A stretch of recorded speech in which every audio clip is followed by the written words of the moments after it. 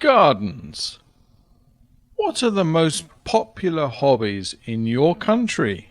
Swimming, fishing, or skiing, perhaps? Of course, the British are different, and one of the most popular hobbies in Britain is gardening. Why, and what's it all about? The British love their gardens, and British men and women spend hours and hours every week trying to make their garden look as perfect as possible, competing with one another to produce the flattest, greenest lawns in the neighbourhood. Deep down, they despise anyone who has a better garden than them, and they look down on anyone who doesn't bother to look after their garden at all. Working in the garden provides the British with hours of fun, work, and activity.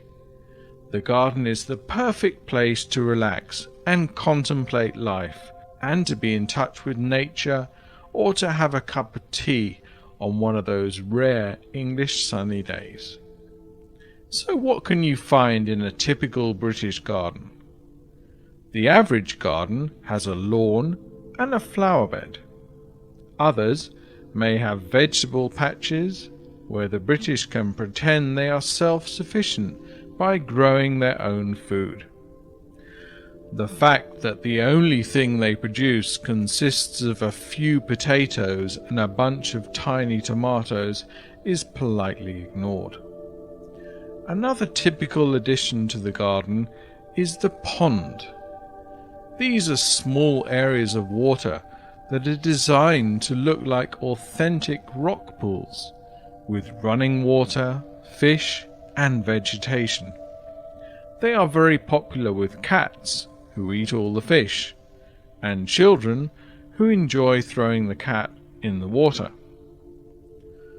One particularly popular item of decoration for the garden is the garden gnome. Garden gnomes are strange creatures made of plastic or porcelain and with pointed hats on their heads. For many people, the gnome is the perfect adornment for a garden. But a gnome is much more than just decoration, as the British like to think of their garden as a little fantasy world, peopled by funny-looking men in pointed hats, where they are the gentle, loving giants. One of the most unusual objects to be found in a garden is the shed. This is a sacred place, particularly for British men. Sheds are little wooden or plastic constructions filled with gardening tools and any other junk that finds its way there. The shed is a place where British men are truly at home. It's a refuge from the harsh reality of the outside world, and a place where hobbies can be pursued in peace. Psychologists have been studying men and their sheds for centuries, but they still remain a mystery to modern science. No one is really sure what goes on in those sheds, but one look inside a British man's shed will tell you all about his personality, his passions, and his obsessions. So now you know what to do when you want to discover the truth about a British man. So what do the British do in their gardens? Most of the time is devoted to hard gardening work. This may involve mowing the lawn, cutting roses, moving pots from one part of the garden to another for no apparent reason, picking fruit, digging holes, laying paths, planting seeds, and watering things with the garden hose. Of course, not all gardening activities consist of hard work. The garden is also a place for relaxation and entertainment.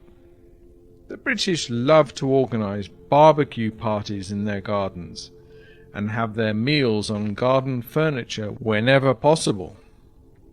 On particularly hot days, they may even bring out the paddling pool, which is a plastic pool filled with water where the British can cool off their aching feet. Other garden activities include sitting, drinking tea on a white plastic chair, and killing insects. The big question is, why are the British so obsessed with their gardens? One of the main benefits is that being in the garden means dealing with plants and not people. After all, plants won't criticize you, be rude to you, or laugh at the way you dance. Gardening is also a way of exercising power and control. It's all about being the master and watching as your creations begin to grow.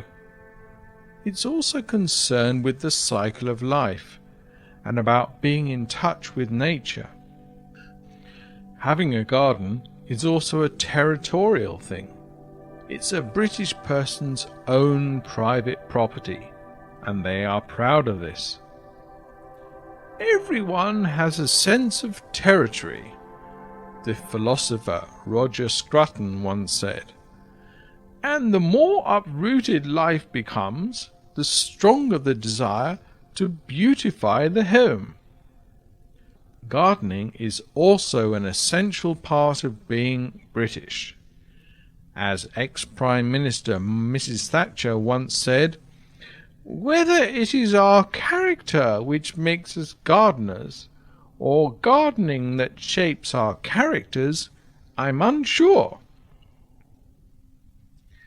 And as the French commentator Giscard d'Estaing once said, "You may know a Frenchman by his baguette, the German by his Frankfurter, the Belgian by his chocolates, and an Englishman by his garden." So now you know.